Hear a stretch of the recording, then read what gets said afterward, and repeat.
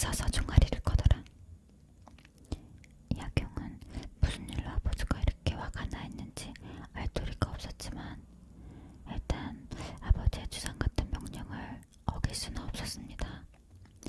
그렇게 화난 아버지의 모습을 한 번도 본 적이 없었기 때문에 겁이 나기도 했습니다.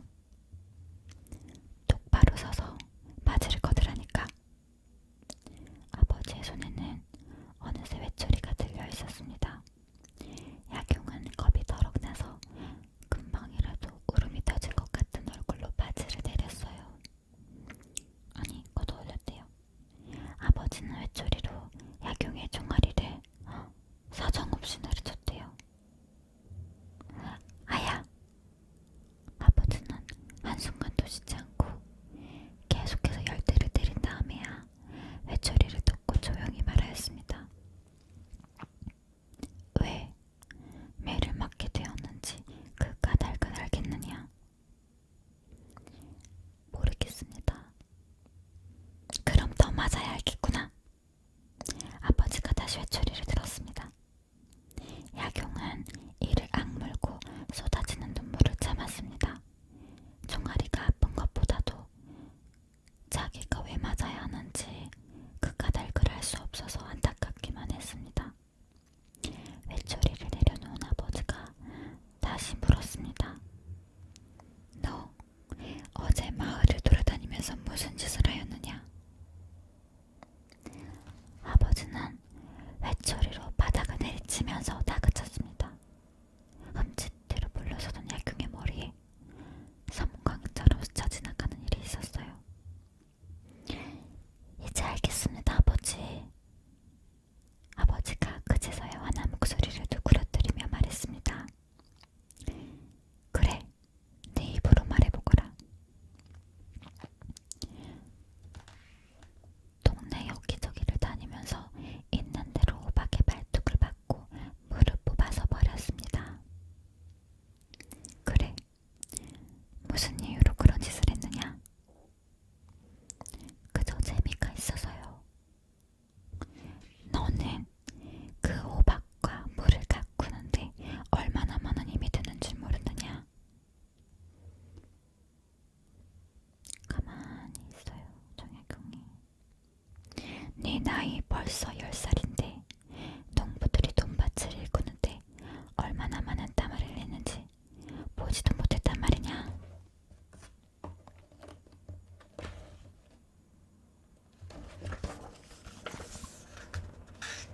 또 가만히 있네요. 그 호박 하나, 무 하나에 들어간 농부들의 피와 땀을 알지 못하면서 글만 읽는다고 사람 노릇을 하겠느냐? 서리빨 같은 아버지의 말이 야경의 마음을 뒤흔들어 놓았습니다. 아버지, 제가 잘못하였습니다. 네가 절이 들기 전에는 아무리 심한 장난을 하여도 잔소리 한마디 하지 않았건만 이번과 같이 애써 지은 농작물을 만져놓은 일은 용서할 수가 없다. 공들여 가꾼 농작물을 놀이기감으로 가지고 놀다니 어디 될 법이나 한 말이냐? 너도 이제 절이 들어 나이가 되지 않았느냐? 앞으로는 절대로 이런 일이 있어서는 안 되느니라. 알겠느냐? 알겠습니다. 호박만이 아니다. 온갖 곡식을 가꾸는 농부의 도구를 명심하여 다시는 이런 행동을 해서는 안 된다. 알겠느냐? 알겠습니다, 아버지. 그런 일이 있고부터 야경은 눈에 띄게 장난이 줄었어요. 문지방에 닳도록 드나들던 부산함도 줄었고 말수도 줄었대요. 야경이 조금씩 절이 들어간다는 증거였습니다. 농부들이 땀 흘려진 곡식과 작물들을 소중히 여길 줄 아는 마음, 그것이 야경에게 세상의 갖가지 이치를 깨닫게 한 것입니다. 그리고 나서부터는 건성으로 하던 글 공부에도 재미가 붙기 시작하였습니다. 누가 시키는 것도 아닌데 무릎을 꿇고 책상 머리에 앉아 몇 시간씩 글을 읽고 했습니다.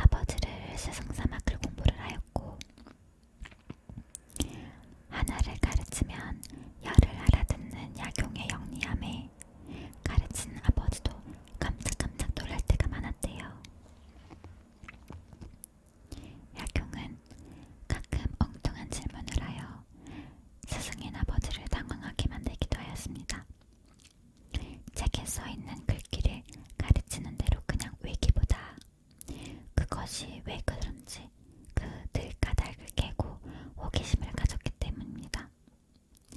야경이 글 공부에 정신을 쏟으면서부터는 언제 짓궂은 장난을 했나 싶게 점잖아졌대요. 이제 흑투성이가 되어 말타기를 하거나 아이들과 떠들썩하게 노는 모습은 볼 수 없게 되었습니다. 그 대신 소리 없이 제 방에 앉아 책을 읽으며 하루하루를 보내게 되었습니다. 그 무렵 야경에게는 또 하나의 버릇이 생겼습니다. 큰형 약견이 윗몸을 이렇게 양옆으로 흔들며 큰 소리로 책을 읽을 때면 그 옆에서 숨소리마저 죽이고 그 소리를 듣고 있는 일입니다. 어느 때는 시간이 얼마나 흘렀는지도 모르는 채 그 소리에 빠져 있었대요. 그날도 자기 책을 읽는 것은 까맣게 잊고 큰형의 책 읽는 소리에만 귀 기울이고 있을 때였는데 책을 읽던 큰형이 조용히 물었습니다. 얘야, 넌 책은 안 읽고 무슨 생각을 그렇게 하고 있느냐? 생각을 하는 것이 아니라 형님 글 읽는 소리를 듣고 있습니다. 형님 글 읽는 소리를 듣고 있으면 제 속이 다 시원해지거든요. 어리게만 보이던 동생이 갑자기 어른스럽게 느껴져서 그냥 약견은 빙그레 웃으며 말했습니다. 그래, 이제 장난 같은 것은 치고 싶지 않느냐? 그냥의 말뜻을 알아차렸는지 야경은 멋쩍은 웃음을 씩 하고 웃었습니다. 야경의 공부는 하루가 다르게 들어갔습니다.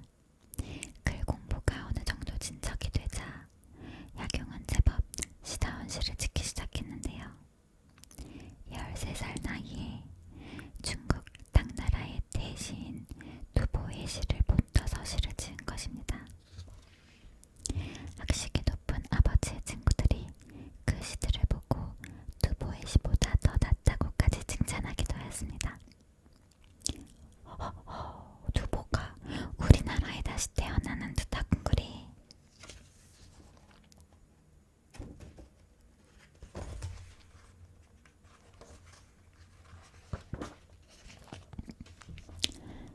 자네 집에 대문장가가 나게 생겼군. 아버지의 친구들은 칭찬을 아끼지 않았대요. 이 무렵 야경이 얼마나 열심히 공부하였는지를 엿볼 수 있는 재미있는 이야기가 있는데요. 자, 어느 날 이서구라는 젊은 선비가 경기도 양평에서 한성 쪽으로 가고 있었습니다. 이서구는 21살의 젊은 나이에 문과에 급제하여 판서와 대제학을 거쳐 나중에는 우의정까지 지낸 사람입니다. 이서구는 당대의 이름난 문장가일 뿐만 아니라 박제가, 이덕무, 유득공과 함께 한시의 4대가이자 실학의 4대학자로 꼽히는 사람이래요. 이서구가 발길을 재촉하다 문득 앞을 바라보니 12살쯤 된 한 소년이 나귀 등에 짐을 잔뜩 싣고 지나가고 있었습니다.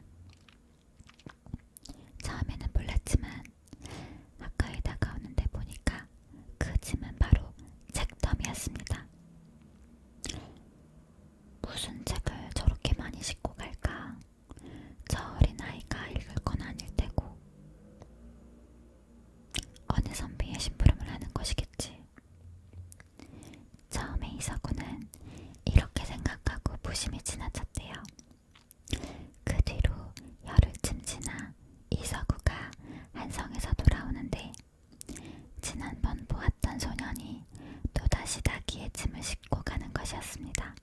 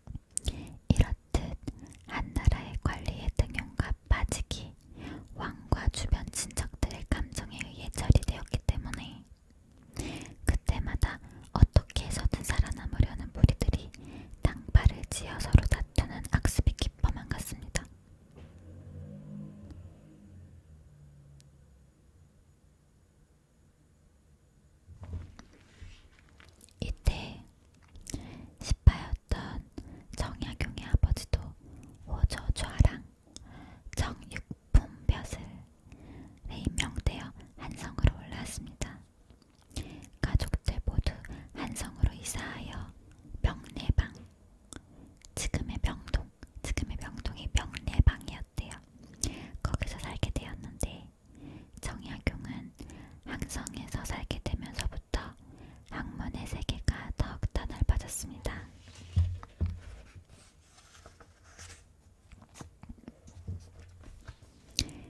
한성에는 당시 학식의 돕기로 이름난 이가완과 정약용의 매형 이승훈이 살고 있었습니다. 이가완은 이승훈의 외삼촌이며 실학의 대가인 성호 이익의 손자입니다.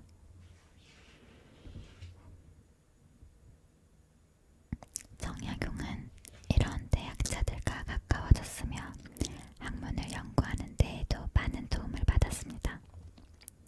15살의 정약용은 어느 날 이승훈을 따라 이가완의 집으로 갔습니다. 그 집에서 처음으로 이익이 지은 성호사설과 곽우록을 보았습니다. 성호사설의 몇 대목을 읽어본 정약용이 이승훈에게 물었습니다. 매형, 이 책은 제가 지금까지 읽은 책들과는 다른 새로운 내용이군요. 이 책을 쓴 이익 선생은 어떤 분입니까? 이익 선생은 성품이 곧고 욕심이 없는 분이셨지. 학문이 깊고 그래도 뛰어나셨어. 선생께선 이황, 유형원의 학풍을 이어받아서 사회 현실을 역사적으로 봐야 한다고 하셨더니 그러기 위해서는 사실을 바탕으로 학문을 해야 한다며 사실을 바탕으로 하지 않는 이론만의 학문을 비판하셨지. 학문을 하는 데에는 그런 새 기운이 꼭 필요한 것 같습니다. 그런데 그 어른께선 벼슬은 어디까지 올랐나요? 선생께서도 처음에는 과거를 모아 벼슬길에 오르려고 하였으나 깨달은 바가 있어 집에서 혼자 공부하는 데 힘쓰셨지.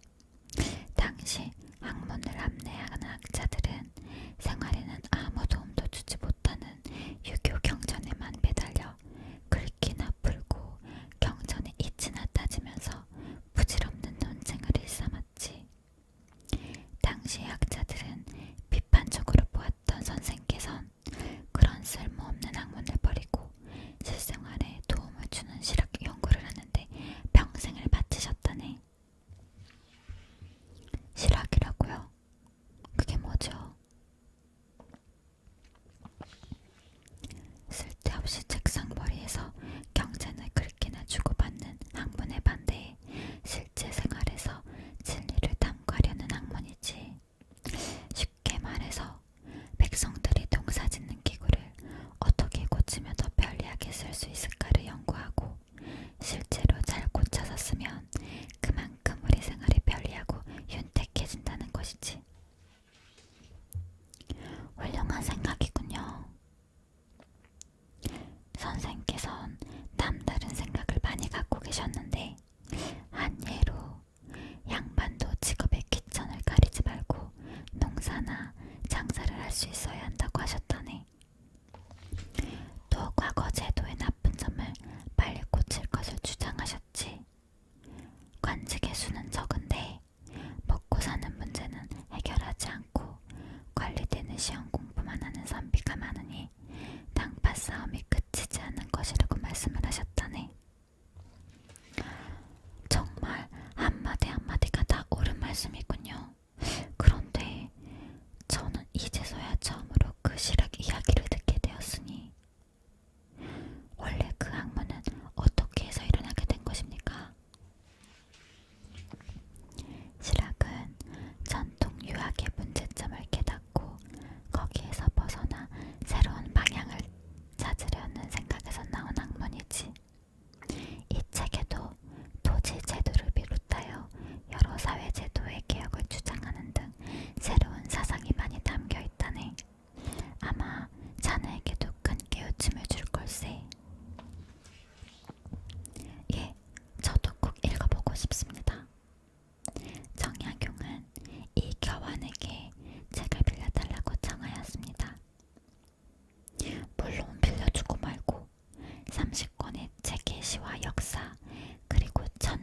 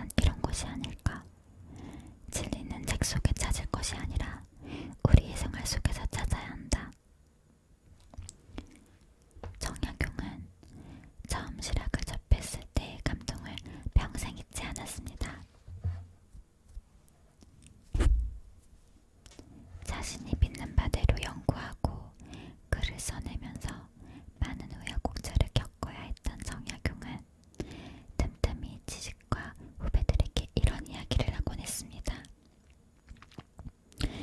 내가 젊어서부터 실하게 힘쓰며 백성들을 도우려 했던 것은 이익 선생의 책을 읽고 새로운 깨우침을 받았기 때문이니라.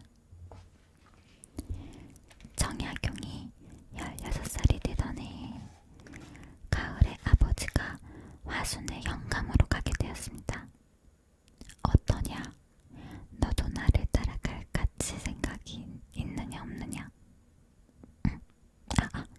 너도 나를 따라가 같이 있을 생각이 있느냐 없느냐? 화순회를요. 공부란 책상에서 글 읽는 것만으로 끝나서는 안 되느니라. 백성을 다스리는 법도 직접 보고 배우고 또 내 눈으로 백성들이 사는 모습을 보고 느끼는 것도 큰 공부가 될 것이다. 정약용은 이미 실학을 접하면서 생각해오던 바가 있어 기꺼이 아버지를 모시고 화순으로 가 살게 되었습니다. 정약용은 어렸을 때도 아버지를 따라 관사에서 살았던 경험이 있지만 이때는 그때보다 훨씬 더 성숙된 안목으로 아버지의 일을 살피게 되었습니다. 아버지도 탐나는 대로 좋은 이야기를 많이 해줬대요. 백성을 가장 잘 다스리는 길은 백성들의 마음 편히 살도록 해주는 것이다. 이렇듯 말로 하기는 쉬운 일을 대부분의 관리들이 소홀히 하거나 아니면 도리어 백성들을 못살게 구는 현실을 보면서 정약용은 앞으로 자신이 어떠한 공부를 해야 할 것인가를 분명히 깨달아가고 있었습니다. 이렇게 두 번째 단락이 끝났어요.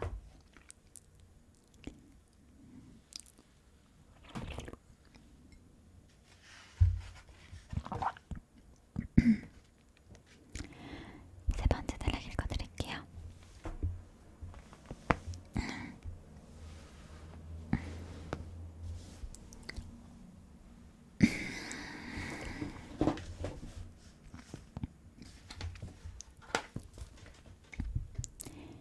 진사가 되다.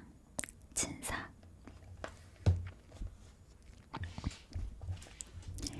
정약용은 벼슬길에 오르는 공부에는 별로 관심이 없었습니다. 벼슬을 하여 높은 지위를 누리며 편하게 지내는 일보다는 어떻게 하면 나라와 백성을 위해 좋은 일을 할 수 있을까? 그것에만 몰두했습니다. 벼슬이란 반드시 영화를 누리려고 하는 것이 아니다.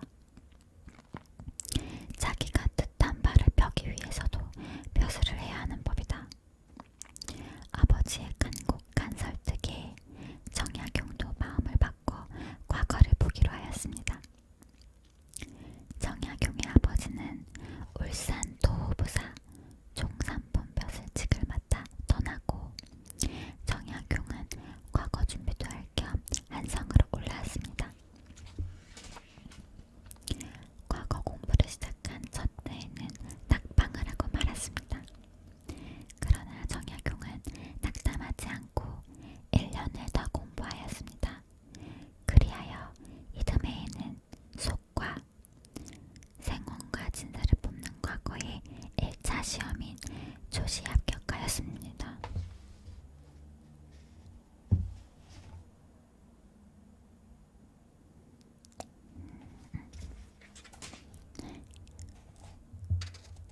조시에